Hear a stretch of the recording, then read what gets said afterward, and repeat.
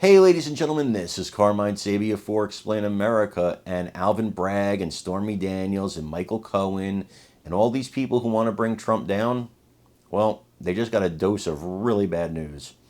Before we get started, please make sure you like, comment, share, and subscribe. Those little things really help us out, and they help our channel continue to grow. So, a legal expert weighing in on this, in of all places, MSNBC, okay, a place that is not known to be friendly to former President Donald Trump, says he believes this case could be headed for a mistrial for one very important reason. For a reason that I don't think Bragg thought about, I don't think anybody thought about when they brought this case. You're dealing with the former President of the United States, and that presents issues that you probably weren't prepared for. One of those issues is the fact that jurors are being, outed here by the media, by their family and friends. They haven't been outed yet, but it's coming close. I mean, right in the beginning of the trial, jurors are frightened that they're being exposed. They lost two jurors before this trial started. Well, this legal analyst, he posed a path that actually could lead to a mistrial in this case. I want you to listen to what he has to say, and then let me know what you think. As always, please remember to like, comment, share, and subscribe. I'm Carmine Sabia for Explain America. We love you guys. God bless you. Take care, everybody. I think juror attrition could be a real problem in this case. I mean, just do the math. Last week, we lost two jurors before the trial even began. When you think about it, you do lose jurors during a trial. I've lost them. They fell asleep. They don't follow the judge's orders.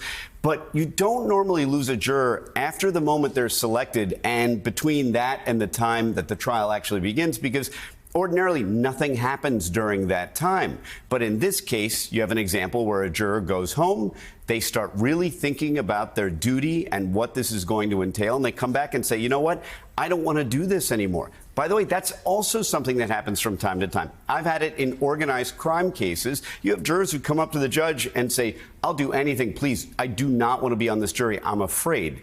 That's not obviously the same situation here, but you do have jurors who are going to have second thoughts. And the question becomes, will 6 alternates be enough to cover this trial? I hope so.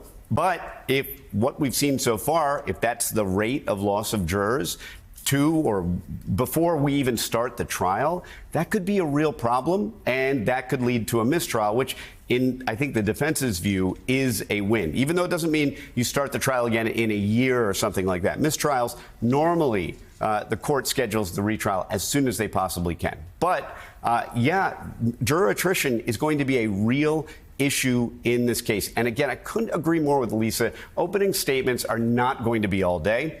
Look for an hour from the prosecution and probably less from the defense, because all they're doing today is offering a preview. You're going to hear this probably many times. The evidence will show that ... The evidence will show that ...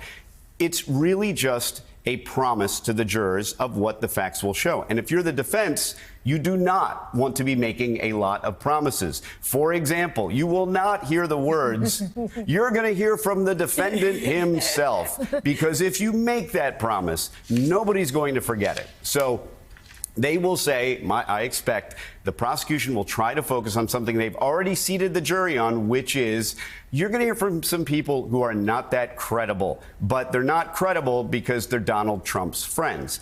On the defense side, you'll probably hear some version of try to keep an open mind.